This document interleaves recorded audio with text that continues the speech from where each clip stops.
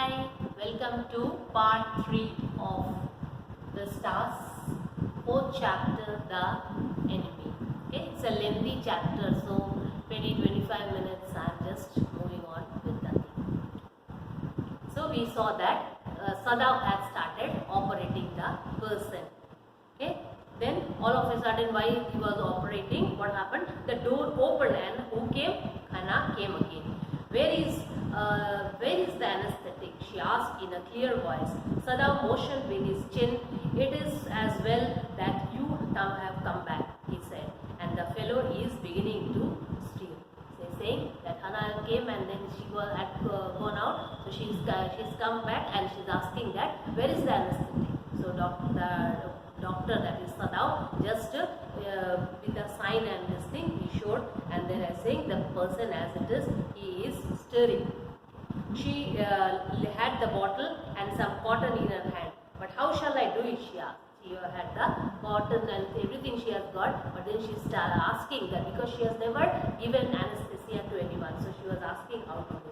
Simply saturate the cotton and hold it near the nostrils. So say, just dip the thing in the bottle, that is in the whatever you have got in the bottle, and then you just put it next to the nose. You got to dip it and then get the cotton and put it next to the nose. Simply saturate that. Sadav replied without delaying for one moment, an intricate detail of his work. He kept on continuing with the work. When he breathes badly, move it away a little. Means after a few minutes, you feel that he is breathing properly, then you take it away. She couched close to the sleeping face of the young American. It was a piteously thin face, she thought, and the lips were twisted. Because while she went closer to the man, she was observing him minutely, and she felt how the pain and things this enemy was exerting. Watching him, she wondered if the stories they heard sometimes of the sufferings of prisoners were true. Looking at here, now a soft corner, or she became emotional and thinking, is it the way the prisoners are treated, whatever we have heard in the stories, is it fair or not? They came like flickers of rumor told by word of the mouth and always contradicted. Okay? He was thinking how these things, that how prisoners are treated, they come in newspapers and things, and everywhere there is a contradiction. In the newspaper, the reports were always that wherever the Japanese enemies went, the people received them gladly. Okay? They know newspapers say that whatever Japanese enemies were, they were treated in a proper manner, and the cries of joy, their liberation is they cried before them to liberate. They were happy for their freedom.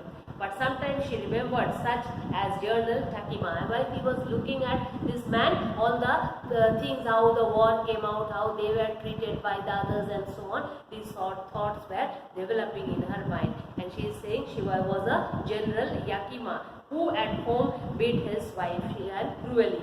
The general used to beat, he was very vulgar or violent with his wife, and though no one mentioned it now, that he had fought to a victorious battle with the Manchurians.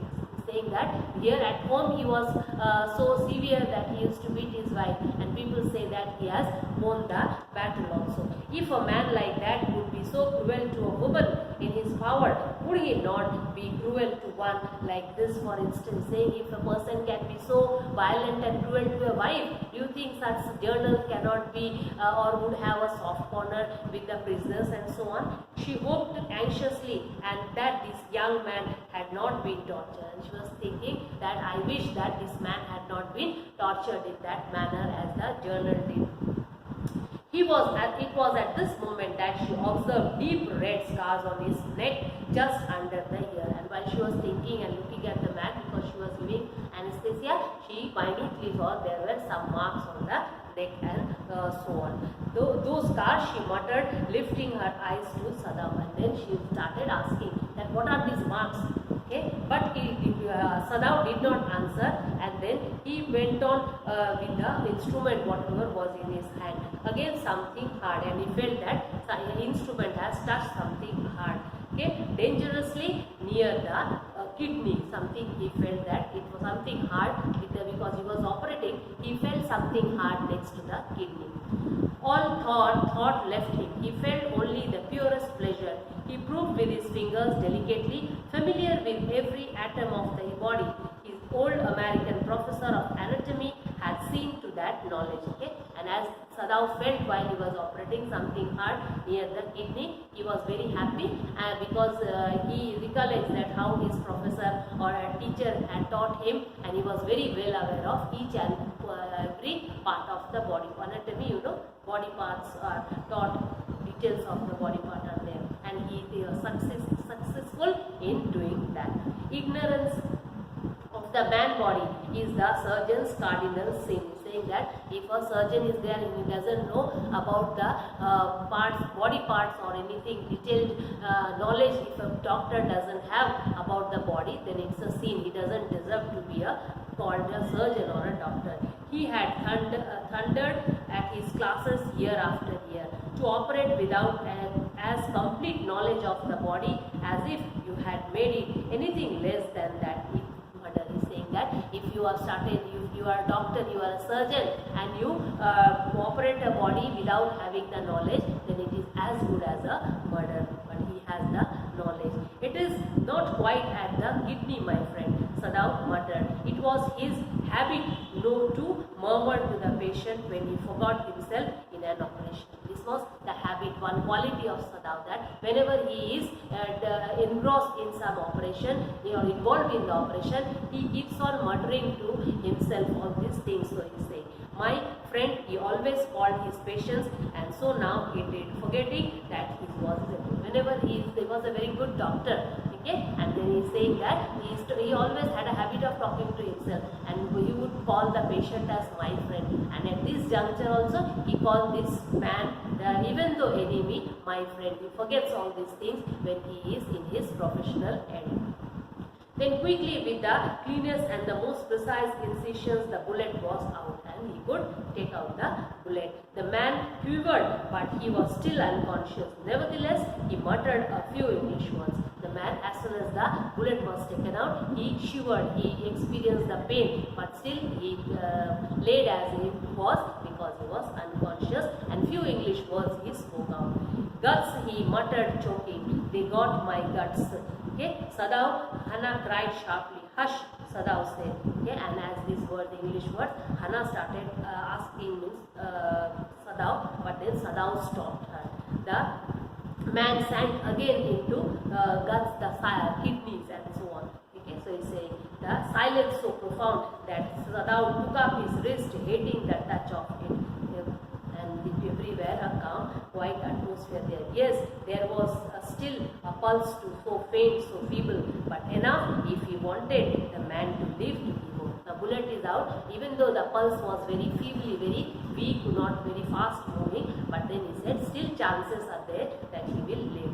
But certainly I do not want this man to live, he thought. And he started thinking that he will live, but I don't want this man to be alive.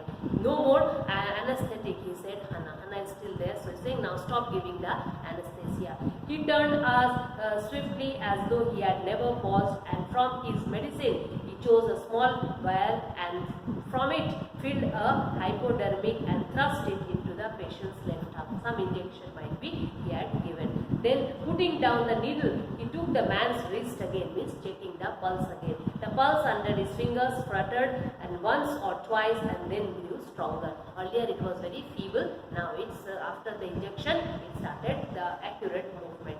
This man will live in spite of all, he said to Hannah and sighed. Now he said he was sighed is to book a sigh of relief. Now he was satisfied that now he is okay and this man will live. That's what Sadao told to Hannah. Now no worry, he will live. This man and the young man woke so weak, his blue eyes so terrified when he perceived where he was, that Hannah felt compelled to apologize. She herself served him, for none of the servants would enter the room. Okay? By now the man came to his senses and Hannah served her. When she came to the first time, she saw him summon his small strength to be prepared for some fearful thing. Okay? And then when the enemy enemy is in conscious state. So Hannah used to serve him and give, and once she happened to be there and she saw that fear in these eyes of the enemy. Okay, and then don't be afraid, she begged him softly. Hannah said, be safe, don't be afraid, you are safe here. I was a long time in America, she replied. He saying, I was since long in America, for a long time I had been in America, so you don't be afraid, and I know that he's asking, this man is asking, that how come you speak English?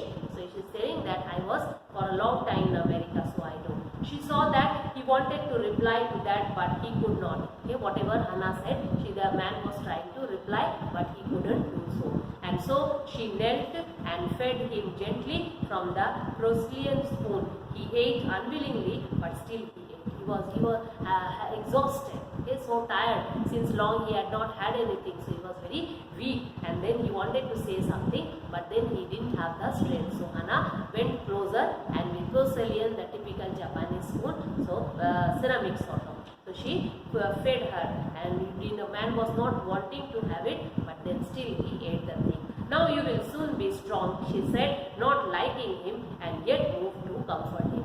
Hannah did not like, but then still she showed that she cares for him and says, now you will live.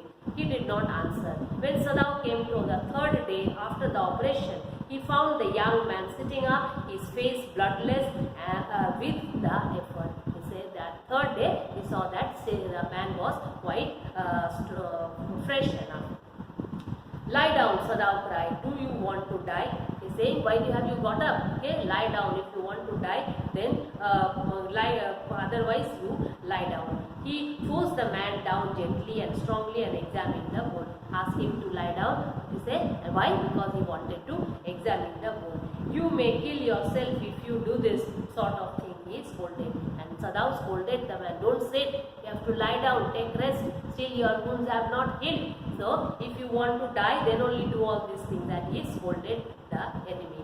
What are you going to do with me? The boy muttered. He looked just now barely 17. Are you going to hand me over?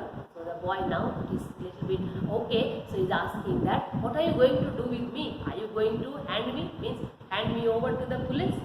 But for a moment Sadao did not answer. He finished his examination and then pulled the silk quilt over the man. Sadao did not reply. He finished the examination and then spread the quilt over him. I do not know myself, what shall I do with you? He said. I ought of course to give you to the police. You are a prisoner of war. No, do not tell me anything. He put up his hand as he saw the young man was about to speak. Do not even tell me your name unless I ask you. Okay? So Sadao said, as it is, you are my enemy, so I feel like we are handing you over to the police. Okay? And as he said so, the man was trying to say something. But then with the action, he said, now stop talking. Don't tell me anything. I don't want to listen anything. And unless and until I ask you, you don't speak. They looked at each other for a moment, and then the young man closed his eyes and turned his face to the wall. The man looked at, they were in wonder, they looked at each other, Sadao and the enemy. Then the man turned and slept looking at the wall. Okay, he whispered, his mouth a bitter line. Outside the door, Hannah was waiting for Sadao. He was at once there. She was in trouble. Okay, he went there and found that Hannah must be in some trouble. She was waiting at the door. Sadao, Yuri tells me the servants feel they cannot stay if we hide this man here anymore, she said. She tells me that they are saying that you and I were so long in America that we have forgotten to think of our own country first. They think we like Americans.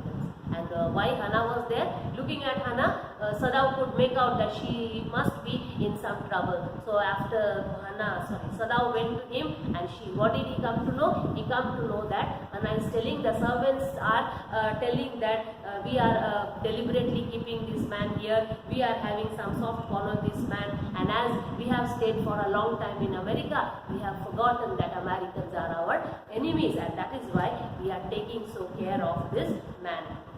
It is not true, Sadao said harshly. Americans are our enemies, but I have been trained not to let a man die if I can help. He is saying, no, it's not true. Okay, we are Americans are as it is our enemies. But as a doctor, I have always been taught that I should never let a man die as long as I can help him. The servants cannot understand that, she said anxiously. She said, I agree to your thoughts, but servants will not agree. No, he agreed. Neither seemed able to say more, and somehow the household dragged on. The servants grew more watchful. Their courtesy was as careful as ever, but their eyes were cold upon the pair to whom they were hired. Okay, so he's saying, and after that the household works and things went on as it is, but the servants were always watchful, means they always had an eye on the master as well as the man who is kept there to see what they were doing. Okay, it is clear that our masters ought to do, the old gardener said one morning.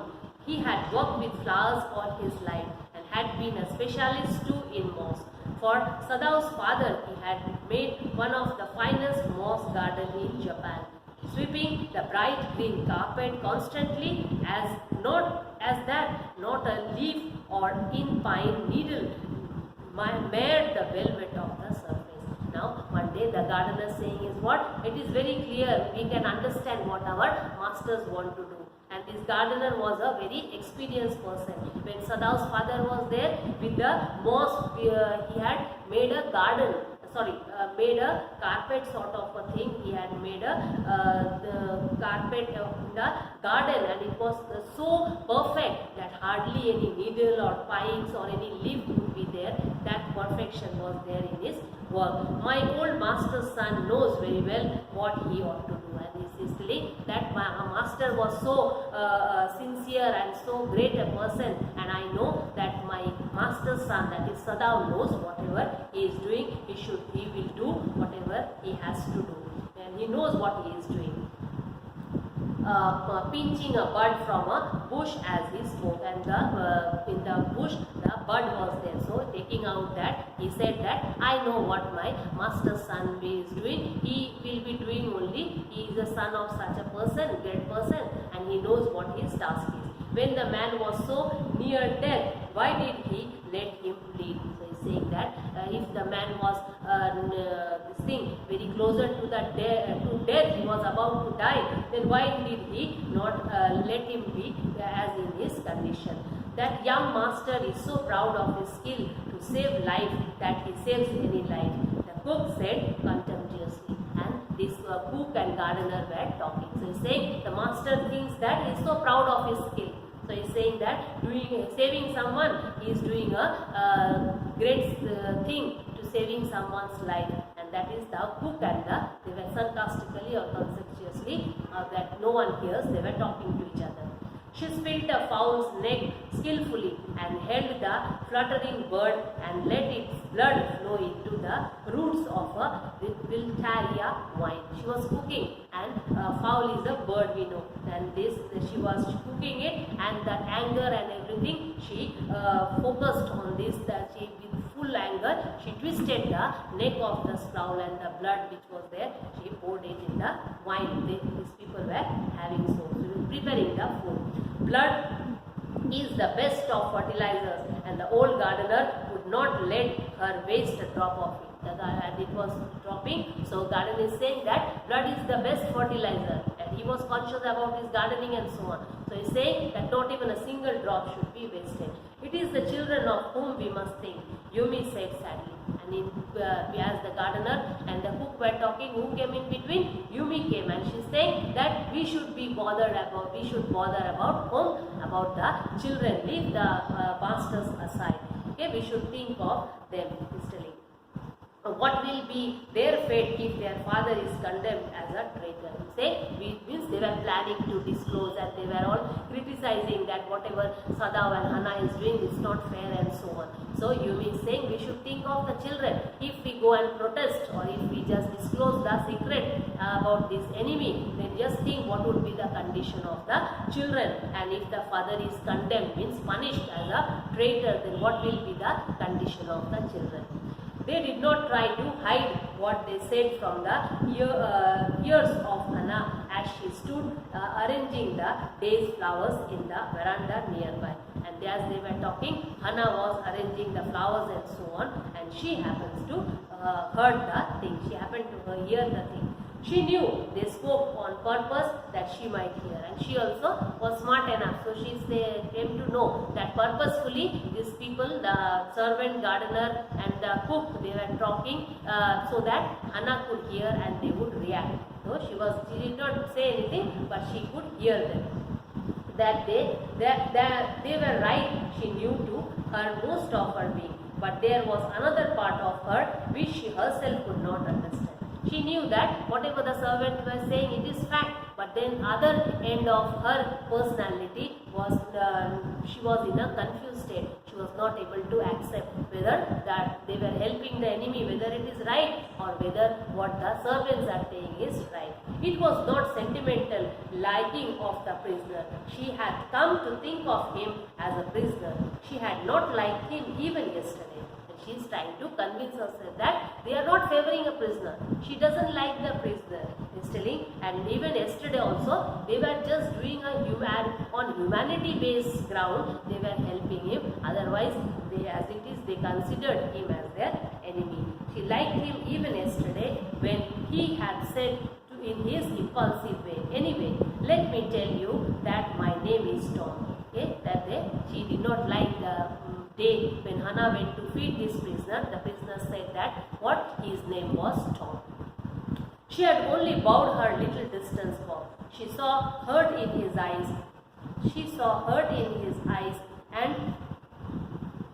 But she did not wish to assuage it. Indeed, he was a great trouble in the house. Okay, she said that day she saw the trouble in this man's eyes and so on, but she did not bother because she did not want to trouble the house or bring more problem in the house. As for Sadav, every day he examined the wound carefully. The last stitches had been pulled out this morning, and the young man would in a fortnight be nearly as well as home. Every day Sadav examined as per his duty, and by now the wound has healed and the stitches are also taken out, and maybe within a day or so, or within a fortnight, okay, for 2 days, he will be okay. Sadav went back to his office and carefully typed a letter to the chief of police reporting the whole matter. Now, after examining, Sadav went to his chamber, and what did he do? He typed a letter to whom? To the police officer about the thing what was going on. Oh, the 21st day of February, an escaped prisoner was washed up on the shore in front of my house. This is how the letter started, that on 21st of February, a prisoner was washed by shore in front of my house. So far, he typed, and then he opened a secret drawer of his desk and put the unfinished report into it.